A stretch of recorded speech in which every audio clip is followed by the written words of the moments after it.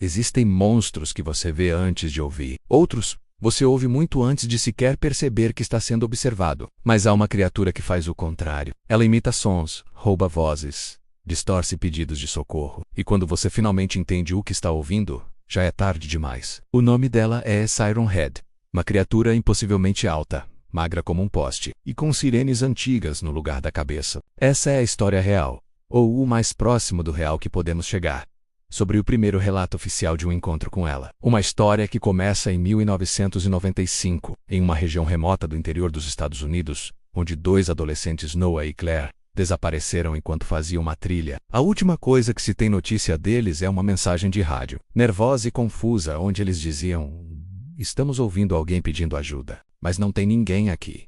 Depois disso, silêncio absoluto. A primeira equipe de busca encontrou apenas a barraca destruída e as mochilas rasgadas, mas não havia vestígios de ataque animal. Nenhum sinal de garras, nenhuma marca de dentes. Parecia mais cirúrgico, como se algo tivesse levado os 2 de forma limpa, rápida, sem deixar luta ou resistência para trás. Era como se eles simplesmente tivessem sido apagados daquele cenário. O mistério só aumentava. Uma semana depois, o xerife local, frustrado com a falta de pistas, organizou uma nova busca, mais intensa e com mais homens. Eles decidiram vasculhar a área durante a noite, quando a floresta estaria mais silenciosa. Foi durante a madrugada que um dos agentes relatou ter ouvido algo estranho. Uma sirene, mas não uma sirene moderna de polícia ou ambulância. Era uma sirene antiga, daquelas de alerta de bombardeio da Segunda Guerra Mundial. O som ecoava pela floresta densa, mas não havia nenhuma torre nem prédio, nenhuma estrutura capaz de produzir aquele ruído ali no meio do nada. O agente descreveu mais tarde. Parecia vir de todas as direções ao mesmo tempo, como se a própria floresta estivesse gritando conosco. E então, o som da sirene foi interrompido por algo ainda mais perturbador. A voz de uma jovem mulher gritando por socorro.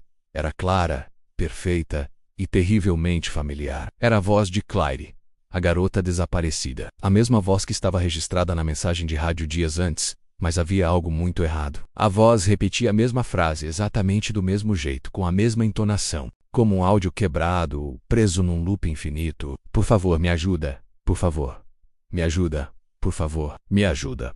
O som começou a se transformar em algo metálico, distorcido, como se um alto-falante estivesse agonizando, tentando reproduzir uma gravação danificada. Tomado pelo pânico, um dos agentes apontou sua lanterna para o alto, na direção de onde o som parecia mais forte. E foi quando ele viu, parado entre 2 árvores gigantes, completamente imóvel, estava o Siren Head, um corpo gigantesco com mais de 10 metros de altura, tão magro e disforme que parecia um esqueleto coberto por couro seco e esticado. Seus braços eram longos demais para o corpo, e seus dedos finos e alongados como galhos. E no topo, onde deveria estar uma cabeça, havia 2 sirenes enferrujadas, retorcidas, conectadas por cabos orgânicos que pareciam pulsar com vida própria. A luz da lanterna passou por ele por apenas um segundo, mas foi o suficiente. Naquele instante, as sirenes se moveram, girando lentamente na direção da equipe de busca, como se tivessem finalmente percebido a presença humana. A criatura emitiu um novo som. Desta vez, era a voz de Claire de novo, mas agora chorando, desesperada,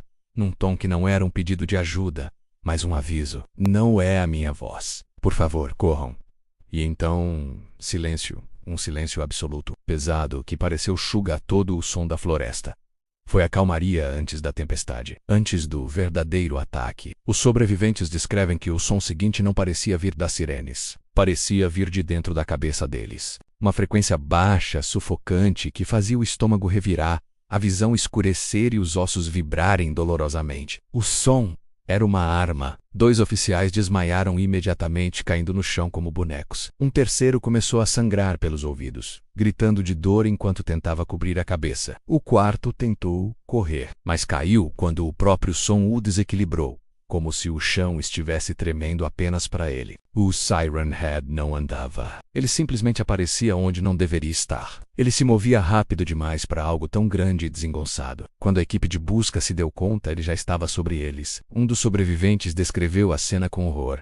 Ele dobrava o corpo como se não tivesse ossos, como se fosse feito de couro e ferro retorcido, ignorando as leis da física. Em questão de segundos, 2 oficiais desapareceram, sem gritos, sem corpos, sem rastros, como se tivessem sido simplesmente apagados da existência. A criatura então recuou.